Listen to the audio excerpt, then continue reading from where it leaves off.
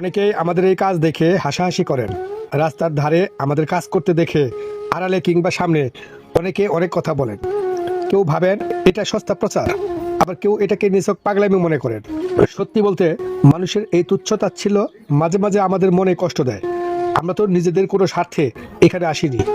আমরা এসেছি আপনার সন্তান, আপনার ভাই কিংবা আপনার পরিচিত কেউ যেন নিরাপদে ঘরে ফিরতে পারে সেই দোয়াটুকু পাওয়ার আশায়।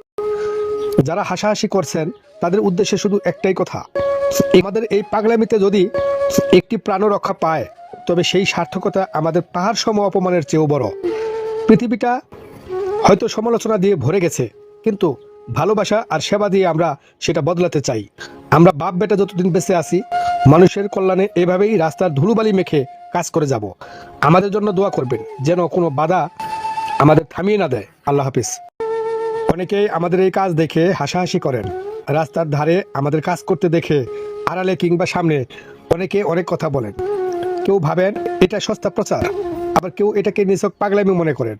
সত্যি বলতে মানুষের এই তুচ্ছ-তাচ্ছিল্য মাঝে মাঝে আমাদের মনে কষ্ট দেয়। আমরা তো নিজেদের কোনো স্বার্থে এখানে আসিনি। আমরা এসেছি আপনার সন্তান, আপনার ভাই কিংবা আপনার পরিচিত কেউ যেন নিরাপদে ঘরে ফিরতে পারে সেই দোয়াটুকু পাওয়ার আশায়। যারা হাসাহাসি করছেন তাদের উদ্দেশ্যে শুধু একটাই কথা, আমাদের এই পাগলামিতে যদি একটি প্রাণ রক্ষা পায় তবে সেই সার্থকতা আমাদের পাহাড় সম অপমানের চেয়েও বড়।